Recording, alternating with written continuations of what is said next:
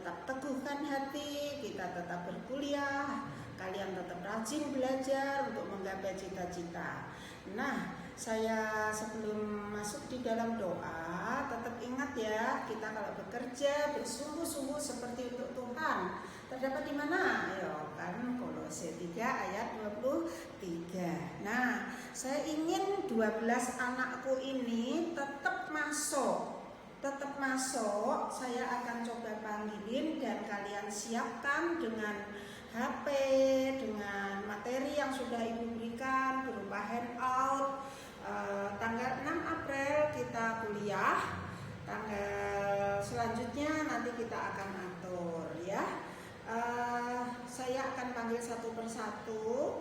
Sri Sorta, Ripka, Vesko, Restauli, Laura Sari, Evander, Wilson, Eli, Gretnadia, Krisno, Sylvia Binti, dan Paradita Anjar.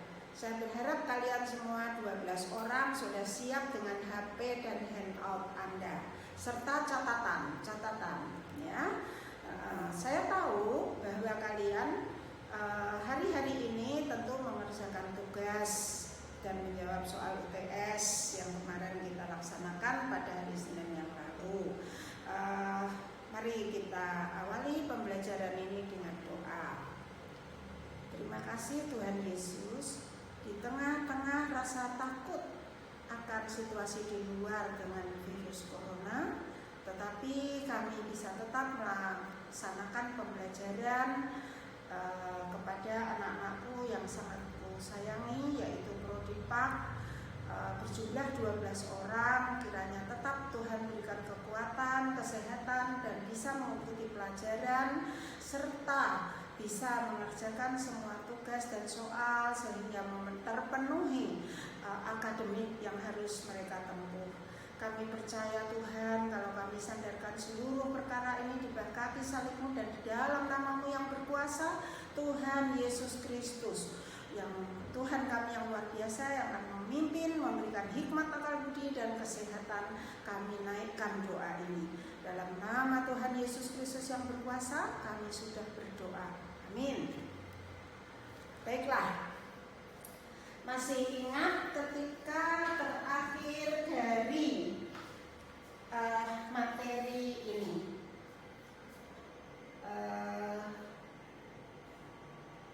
materi yang lalu adalah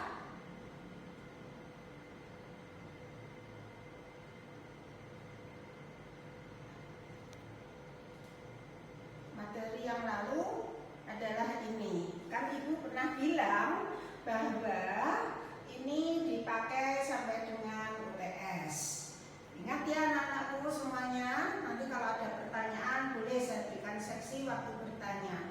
Dan ini sudah kita lampaui bersama-sama, sehingga ingat ini kata terakhir dari slide ini adalah apa? Mari kita baca bersama-sama. Ingin sukses, berusaha terus. Siap? Siap 100%. Harus itu. Nah, kemudian hari ini kita akan lanjutkan dengan materi yang pertemuan ke-9 sesudah UTS dan merupakan materi yang akan kita bahas satu persatu. Siapkan HP dan siapkan materi handout. Ya, pengelolaan sekolah. Anda semua sudah menjadi guru. Bahkan bercita-citalah setinggi langit, Anda bisa menjadi kepala sekolah. Kepala sekolah itu selain sebagai leader juga sebagai manajer. Ingat, pengelolaan sekolah. Mengapa sekolah itu perlu dikelola, perlu di-manage, ya, supaya sekolah itu bisa bermutu yang tinggi. Di bawah pimpinan kepala sekolah yang namanya Evander, maka sekolah yang Anda pimpin menjadi sekolah yang bermutu. Itulah yang kami ingin sampaikan. Mari kita simak bersama-sama pengelolaan sekolahnya.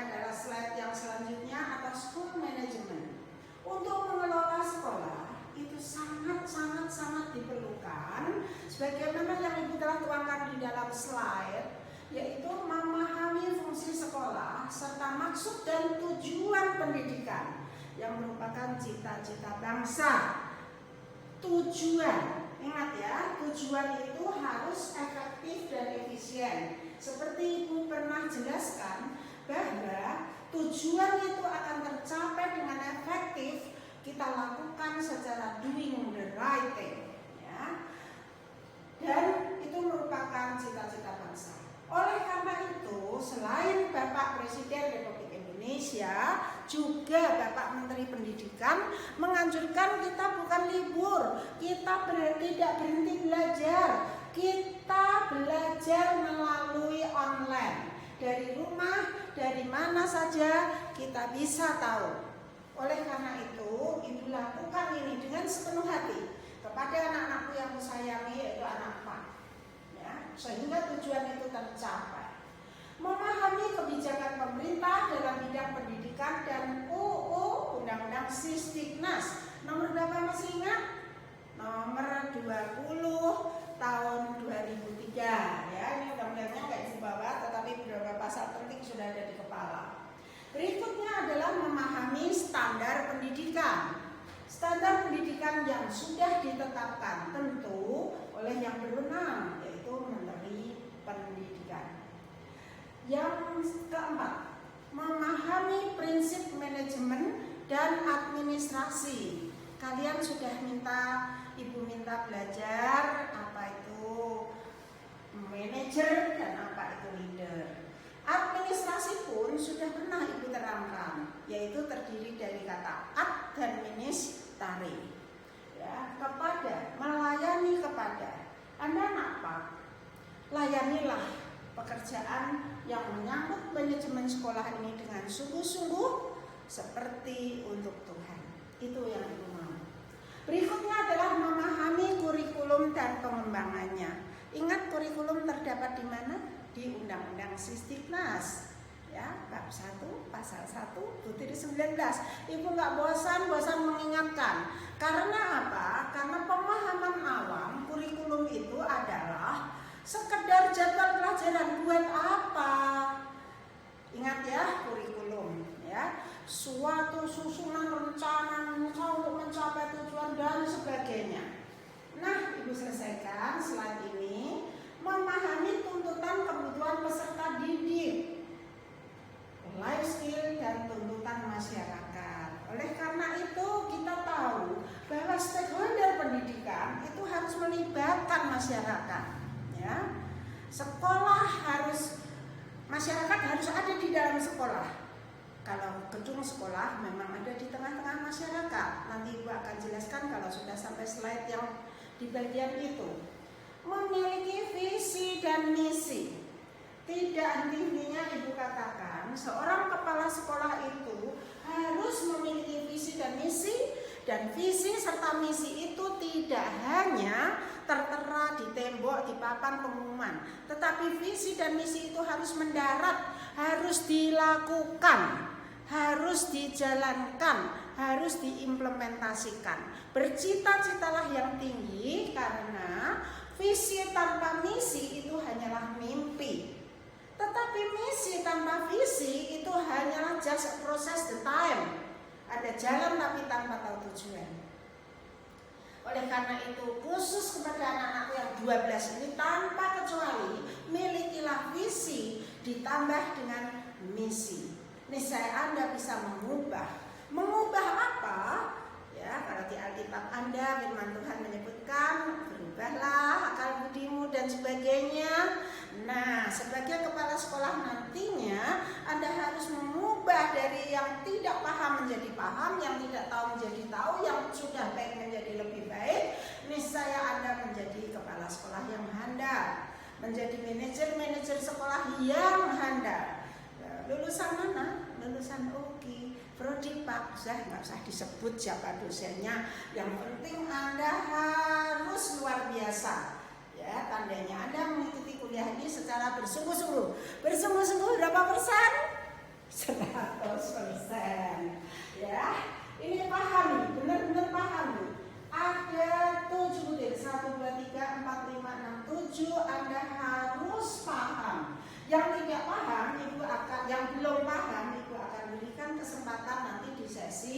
tanya jawab. Jadi memang tugas ibu adalah membuat yang belum paham menjadi paham. Mengerti anak-anakku? Oke. Kita lanjutkan pada slide berikutnya. Lihat ini. Perhatikan ini. Dasar pedoman pengelolaan sekolah. Sekolah itu diharapkan mandiri, bisa berdiri sendiri, tidak terus minta sumbangan sana sini, dan bermutu. Anda tahu mutu, apa itu mutu, mengapa mutu itu penting, dan sebagainya harus kita korek ya, 5W dan 1H. Apa itu mutu, siapa yang harus bermutu, siapa yang menjadikan sekolah itu bermutu, mengapa dan sebagainya. Nah, kotak-kotak yang berikutnya ini KTSP dan kurikulum berbasis kompetensi.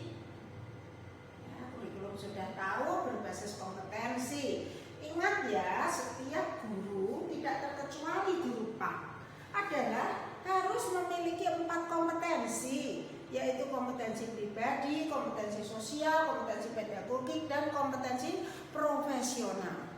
Jangan lupakan itu. Kalau Anda tidak memenuhi yang 4 itu, saya ragu Anda disebut sebagai guru. Masih ingat kata guru yang Ibu tekankan dari bahasa Sanskerta, gu dan ru, gelap dan meniadakan. Jadi tugas Anda adalah meniadakan kegelapan. Kegelapan bukanlah kebodohan, tetapi ketidaktahuan. Oleh karena itu Anda harus tahu mengubah yang tidak tahu menjadi tahu, yang tidak bisa menjadi bisa, yang belum paham menjadi paham, yang sudah paham menjadi lebih profesional ya. MBS. Oleh karena itu manajemen berbasis sekolah orientasinya adalah mutu. Mutu itu akan terwujud apabila Anda mempunyai visi dan misi. Coba anak Pak, visi Tuhan Yesus datang ke dunia apa? Misinya apa? Ya, dibuka Alkitabnya nanti ya. Nah, semua itu akan menuju kepada pengembangan life skill, ya, kecakapan hidup.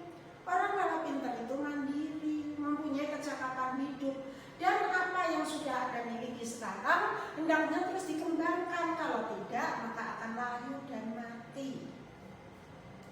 8 standar pendidikan nanti Ibu akan berikan uraiannya dan satu persatu akan kita kupas tuntas sampai Anda paham dan mengerti dan paham. Itu adalah merupakan tuntutan kebutuhan masyarakat, saudara. Masyarakat pengennya itu anak-anak yang disekolahkan itu baik, maju, lebih pintar dari orang tuanya, lebih pintar dari yang dulu-dulu. Anak zaman now jadi guru kalau nggak mau belajar ketinggalan, betul kan? Ya, kalau jadi guru tetap kuno ngajarnya, tetap tidak berubah ke arah yang baru. Makanya nanti ada salah satu tugas yaitu mengenai pembelajaran di era revolusi industri 4.0, 4.0 ya. Itulah sistem pendidikan nasional.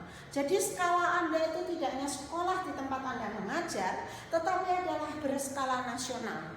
Siapa tahu nanti Anjar dikirim ke Papua untuk memajukan Papua.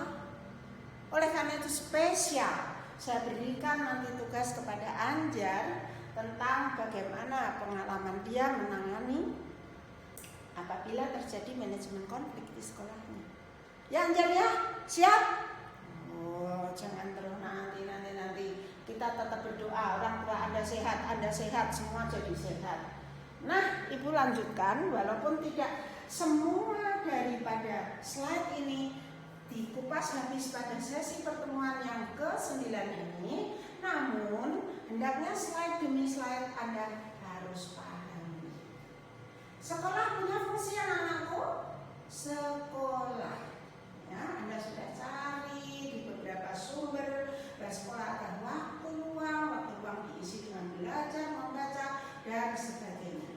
Adalah suatu lembaga pendidikan, tempat bermain, tempat belajar, play and learn, dan bersosialisasi. Nah, sekarang ini sosialisasi lagi dikendalikan, ya.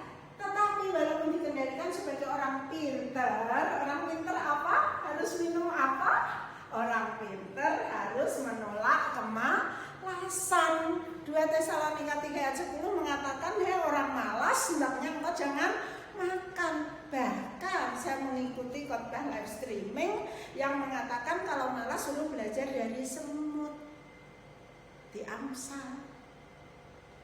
Ya, semut itu rajin, makanya ketika musim tidak ada pangan, dia tetap bisa makan, dia tetap bisa bekerja. Nah, ini musim kita tidak boleh bersosialisasi satu sama lain, kita tetap belajar.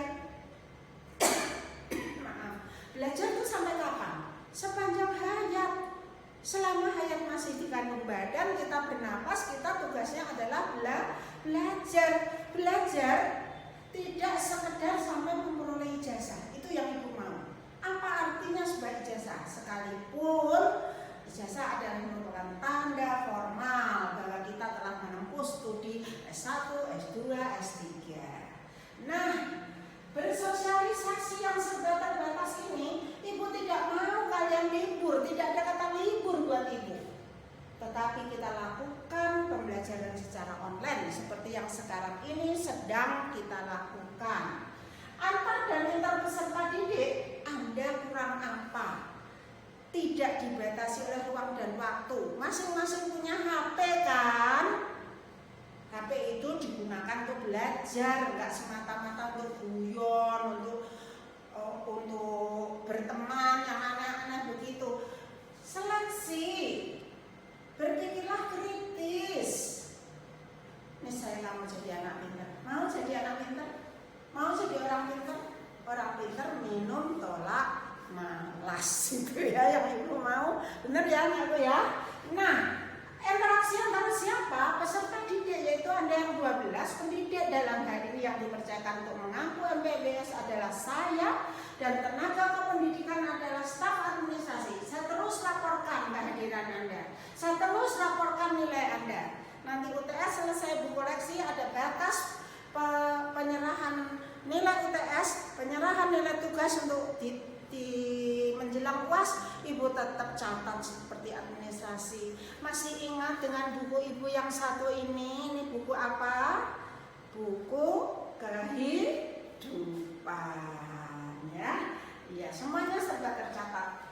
Serta masyarakat sekitar, karena Anda nanti kalau sudah lulus terjun di masyarakat, Anda adalah bagian part of the daripada society itu. Masyarakat sekitar, Anda harus bikin pinter, itu tandanya Anda lulusan FKIP. Tambahin dong FKIP UKI gitu loh ya, Universitas Kristen yang diberkati Tuhan. Oke, hebat, setuju? Hebat ya. Nah, satu slide berikutnya lagi adalah fungsi dan tujuan pendidikan. Itu terkandung atau terdapat di dalam pasal 3 Undang-Undang Sisdiknas nomor 2003. Ya, tahunnya 2003 karena ini memang yang terbaru di antara yang sekian. Belum sempat rupanya ada undang-undang baru lagi. Yuk kita baca bareng yuk. Pendidikan nasional berfungsi mengembangkan kemampuan.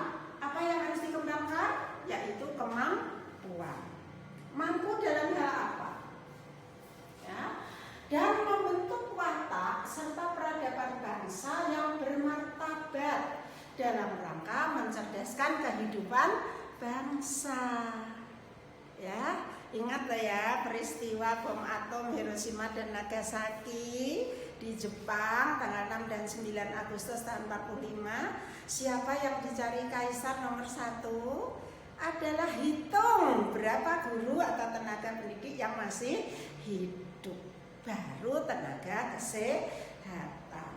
Nah, sekarang di Indonesia memang kesehatan lagi dalam keadaan gawat, darurat kesehatan. Tapi bukankah pemerintah RI 1 dan berikut jajarannya sudah turun tangan? Kita percaya sebagai anak Tuhan kita sehat kalau kita disiplin. Apa disiplin? Ingat, murid Tuhan adalah disciple, artinya disiplin. Ini pas loh ya, murid Tuhan ini 12. Saya nggak mau salah satu ada Yudasnya. Yudas sudah tiada, sudah digantikan oleh siapa? Matias, Mama Tias. Ya, begitu anak-anakku ya. Berikutnya, poin yang kedua adalah bertujuan untuk mengembangkan potensi siapa? Potensinya siapa yang dikembangkan adalah potensi peserta didik. Dikembangkan, baca sekali lagi, mengembangkan potensi, bukan mengepiskan. Jadi guru yang galak, jadi guru yang tidak mendidik. Ya, agar menjadi apa? Manusia yang beriman dan bertakwa. Oh anak Pak, kamu tidak hanya sekedar transfer of knowledge, tetapi beriman. Kau harus jaga iman anak-anak peserta didikmu. Beriman dan bertakwa kepada Tuhan yang Maha Esa. Karena ini undang-undang sifatnya nasional, jadi umum, jadi jangan disebut Tuhan Yesus Kristus. Kalau Anda ngajar di sekolah Kristen boleh ya. Ini sifatnya umum, nasional. Berakhlak mulia, tidak nyuri, tidak nyobat, tidak narkoba, tidak minuman keras dan sebagainya. Sehat. Nah, sehat itu penting, apalagi dalam kondisi seperti ini anakku. Dan tetap berilmu karena mau belajar dimanapun sampai kapanpun dan kepada siapapun belajar. Ya, tidak ada bukunya, internet ada, sumber lain ada. No reason. Cakap, misalnya kamu jadi orang yang cakap, kreatif. Jangan takut anakku. Kreatif itu adalah apabila belahan otak kiri dan kanan Anda dipadukan. Belahan otak kiri dan kanan dipadukan, itu ciptaan Tuhan. Jadilah Anda manusia yang kreatif. Dan sama sekali tidak pernah sanksi saya bahwa saya diciptakan oleh Sang Kreator, yaitu Tuhan kita. Mandiri. Ya iyalah mandiri. Memang mau jawab soal tanya sama mamanya. Mamanya menyediakan makanan kan sudah oke ya. Bantu ya. Dan menjadi warga negara yang demokratis serta bertanggung jawab. Bertanggung jawab kepada siapa? Kita sudah belajar tentang kewarganegaraan. Sebagai warga negara yang bertanggung jawab, disuruh keluar, tidak boleh keluar rumah selama corona masih ganas. Ya patuhi, makanya ibu sampai ngajar di rumah, dari rumah sendiri ya. Work from home, bekerja dari rumah. Tapi ibu terus ingat satu persatu. Apalagi nanti kalau tiap slide yang pertama itu diberikan foto Anda. Aku jadi ingat, jangan hanya Evander yang diingat ya, ketua kelas, tapi juga ingat Vesko, ingat Tresno, dan ingat yang lain-lain lagi. Oke, saya akan coba sampai di slide berikutnya.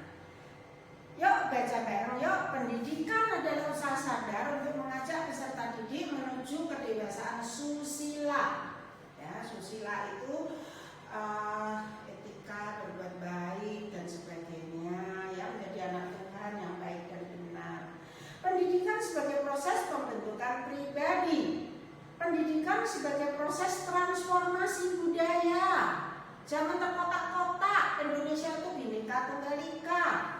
Ya, semua warga suku bangsa yang ada di Indonesia ini diberkati, dari Sabang sampai Merauke, dari Miangas sampai Pulau Rote. Pendidikan sebagai pengembangan kompetensi, pengembangan. It's different with pengempisan. Jadi tugas Anda adalah mengembangkan. Pendidikan sebagai proses penyiapan warga negara untuk mandiri dan bertanggung jawab. Anda warga negara Indonesia, marilah Anda mandiri. Anda jangan sampai sangat tergantung. Nah, menjadi warga negara yang mandiri, enggak boleh cengeng. Kepala sekolah enggak ada yang tidak mandiri, ya. Anda adalah pimpinan dan sekaligus manajer. Kebijakan bidang pendidikan Ibu lanjutkan untuk pertemuan yang ke-10 karena masih banyak yang harus kami kerjakan. Nah, ya, ini kebijakan kebijakan di bidang atau bidang pendidikan. Ikuti alurnya, ikuti panah-panahnya sampai ketemu pada pertemuan ke-10 baru masuk ke 8 standar pendidikan. Tapi Ibu tidak akhiri sampai di sini. Ya, keluarkan kertas Anda, keluarkan kertas Anda. Ya, saya tidak bosan-bosan untuk mengatakan kepada anakku bahwa jika Anda ingin berhasil, maka ingat ya, ini slide-nya masih ada kan, belum dibuang ya. Dinomori, dikerjakan dan dikerjakan dengan sepenuh hati. Ingin sukses, berusaha terus dan terus, tidak ada berhentinya. Ibu tutup slide ini dan Ibu akan berikan Anda tugas, tapi sesudah pengerjaan UTS. Jadi Ibu mengoreksi hasil UTS Anda mengerjakan tugas berikutnya. Paham sampai di sini? Tugasnya akan Ibu urutkan. Ayo diambil kertasnya.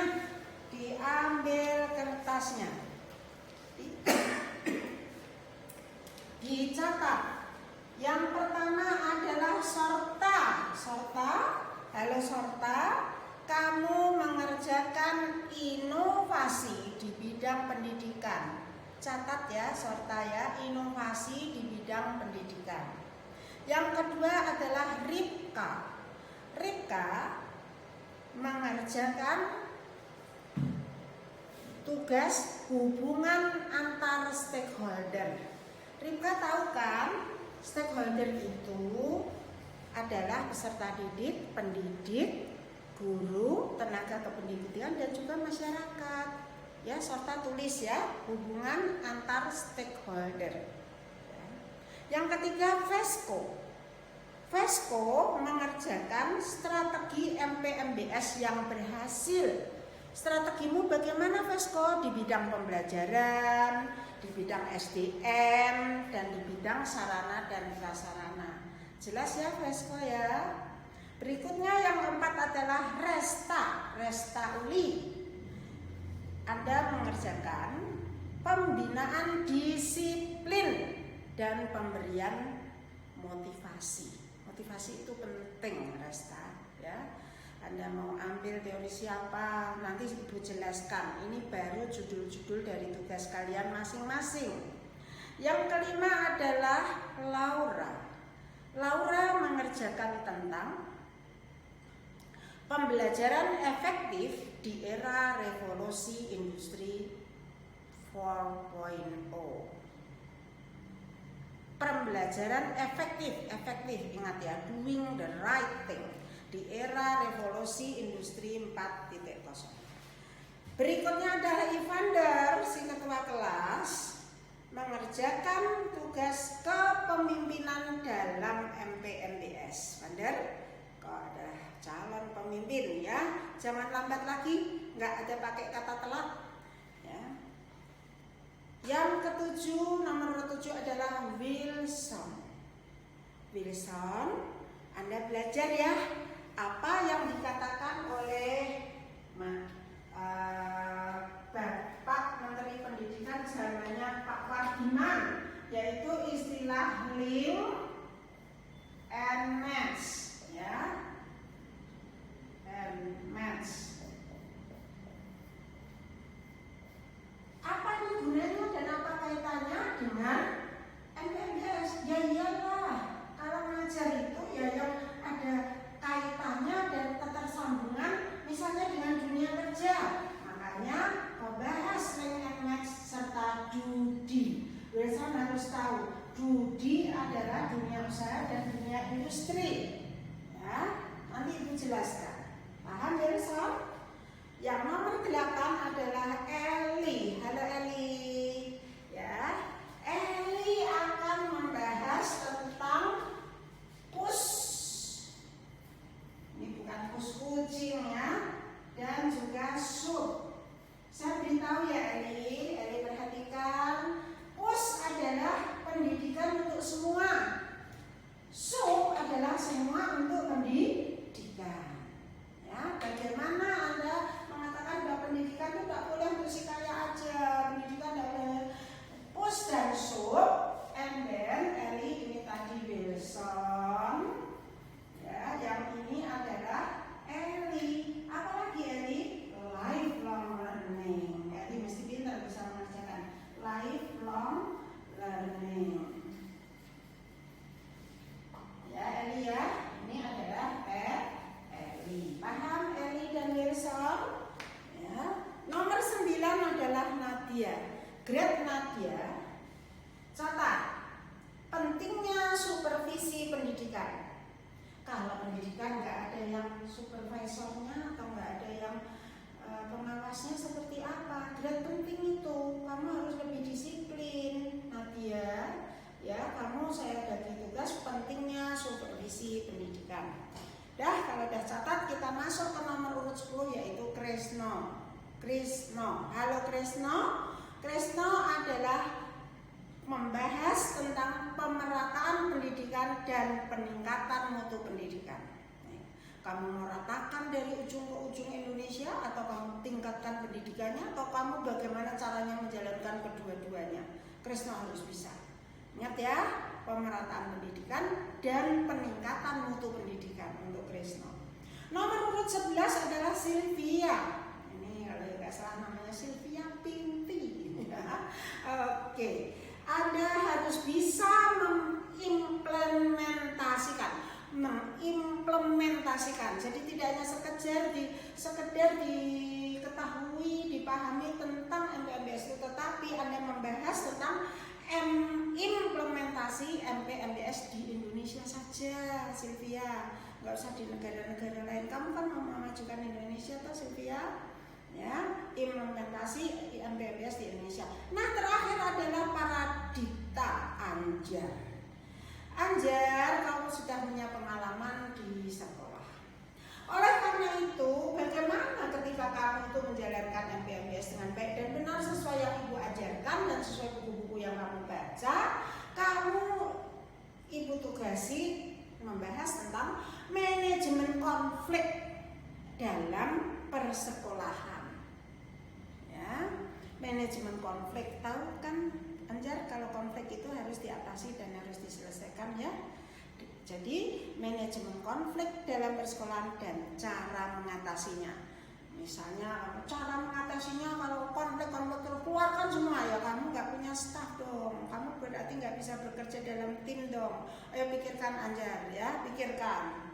Nah, 1-12 Ibu sudah jelaskan masing-masing apa yang harus dikerjakan dalam kurun waktu sesudah penyerahan jawaban UTS, berarti itu untuk disetor pada kurun waktu tanggal 13 ya. Tanggal 13 disetor ke ketua kelas, disusun secara urut namanya. Nah, seperti apa tugas ini dituangkan? Ibu nggak mau dalam bentuk narasi. Ibu maunya dalam bentuk PPT, PowerPoint. Berapa banyak Bu? Nggak usah banyak-banyak. Slide pertama. Perhatikan sama tulis. Misalnya ini adalah slide pertama. Ya, jangan lupa berikan nomor atau halaman yang jelas. Slide pertama isinya adalah judul Anda, nama Anda, dan sumber. Misalnya kamu dapat sumber dari ini, buku manajemen berbasis sekolah, karangannya E. Mulyasa, boleh sebutkan. Misalnya Anda dapat sumber dari ini yang kebetulan Ibu bawa, modul manajemen berbasis sekolah, ini karangan pemerintah, bikinan pemerintah. Sebutkan sumbernya. Jadi ini judul, ini nama Anda, ini halaman 1, dan ini adalah sumbernya. Misalnya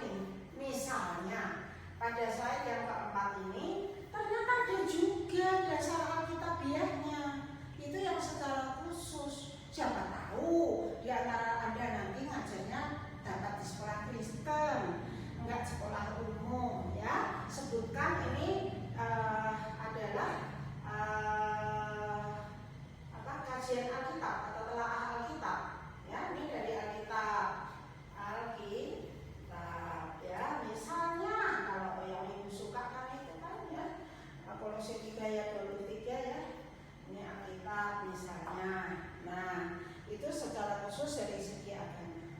Nah, kalau Anda paham, terus Anda mulai berpikir, membuat pikiran Anda itu bertanya-tanya, kenapa ya sekolah itu harus di-manage? Apa ya jadinya kalau sekolah itu tidak di-manage? Anda bikin pertanyaan. Itu Ibu kasih kemungkinan ada pertanyaan dan jawab, question and answer itu adalah slide ke-13. Ini mau online ya anakku ya, jadi Anda boleh lebih. 13, 14, 15. Ini adalah question and answer. Seperti contoh misalnya ya. Jadi question and answer ini berkisar pada mengapa dan bagaimana. Mengapa ya Indonesia ini sekolah kok belum maju? Karena ada yang terdapat, sekolah itu terdapat di daerah 3T ya, paham kan? 3T sudah pernah Ibu jelaskan, tertinggal, darurat, terdepan dan sebagainya. Nah, karena ini bentuk PowerPoint, sekali lagi Ibu mau jelaskan ini sebagai sesi yang terakhir. Tidak bosan-bosannya Ibu sebutkan adalah ingat prinsip visual. Ini adalah prinsip PPT, prinsip membuat PPT, PowerPoint.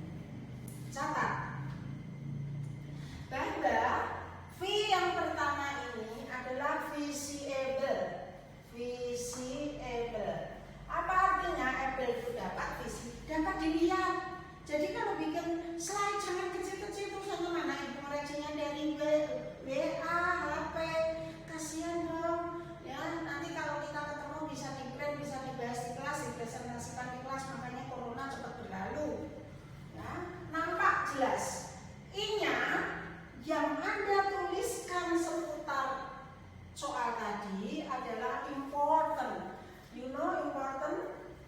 Important. Ya, yang sangat menarik, interest. Ya, yang menarik. Ya, jangan garing, hanya tulisan aja.